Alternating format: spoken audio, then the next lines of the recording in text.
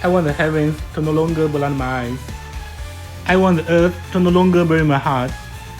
I want all living beings to understand my will. I want all those high and mighty Buddhas to just disappear.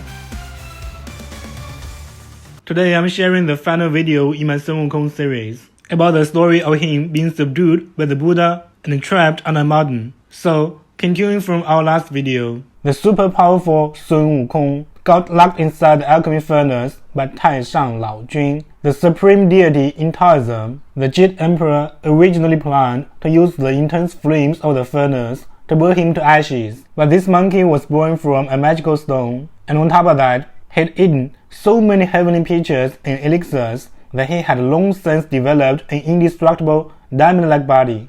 Burning him? Not that simple. Plus, the furnace was actually massive on the inside, so Sun Wukong avoided direct exposure to the fierce flames. While the fire couldn't burn him, the thick smoke inside was another story. It ended up irritating his eyes to no end. He endured being in that furnace for 49 days, but instead of dying, he came out stronger, gaining a pair of firing good eyes. These eyes were seriously powerful. They could see right through the disguises and illusions of any demon or spirit. When the 49th day finally came, the furnace was opened. Sun Wukong jumped out, his whole body steaming, his eyes red and blazing like fire from all the smoke. He kicked the alchemy furnace over in one powerful move. All the anger he'd been holding in for those 49 days exploded at once. Fun fact, when the furnace got knocked over, a few sparks flew out, landing on earth and creating the flaming mountain. By the time Taishang and the crew went on the journey to the west, this mountain became one of the major obstacles. Grabbing his golden cudgel, Sun Wukong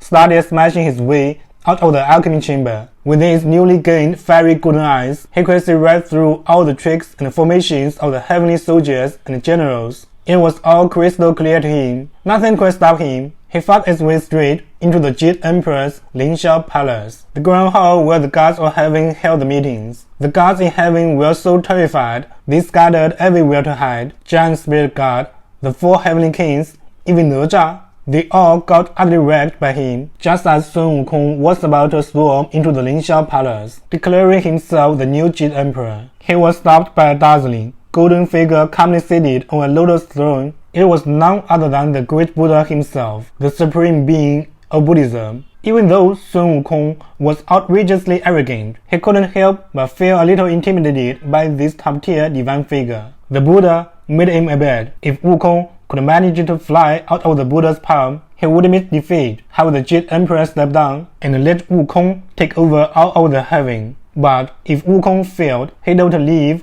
and stop causing chaos. Hearing this, Wukong was thrilled. After all, his flying abilities were no joke. One jump could cover 108,000 miles. A palm? That's nothing. Without a second thought, he agreed. He leapt into the Buddha's hand, muttering a spell on his breath, and shot off like a rocket. Wind rushed past his ears as he flew wildly, not knowing how far or how long he'd gone. Finally, he saw 5 massive pillars up ahead, towering like celestial beams, supporting the sky. Wukong thought to himself, this must be the end of the heavens. To prove it'd been there, Sun Wukong conjured up a pen and wrote a few big characters on the middle pillar. The Monkey King was here. However, just to be extra sure he left his mark, he also peeled on the base of the pillar as a second signature. Feeling pretty pleased with himself, Wukong flew back in high spirits and landed on the Buddha's palm, boasting loudly. He declared to the Buddha that he had reached the edge of the heavens and come back, and that he'd won the bet. The Buddha, calm as ever, simply said, "Take a look at my hand." Sun Wukong looked down and immediately froze in shock. There on the Buddha's middle finger were those exact words he'd written, and at the base of the finger, that same distinct monkey urine smell. Wukong couldn't believe his eyes. Those 5 pillars were actually the Buddha's fingers. He had never left Buddha's palm. Stunned and furious, Wukong yelled it was impossible and demanded a rematch. He leapt up again, ready to escape, but this time, the Buddha didn't give him the chance. With a simple flip of his hand, the Buddha's 5 fingers transformed into a massive mountain. With a loud boom, the mountain came crashing down, pinning Wukong beneath it. To make sure he couldn't escape, the Buddha Buddha sealed the mountain with a magical talisman. No matter how much strength they had, Wukong was stuck like a nail in the ground, completely unable to move, and just like that, the once unstoppable Monkey King was firmly trapped under the mountain. If you enjoyed this video, please like and support my channel.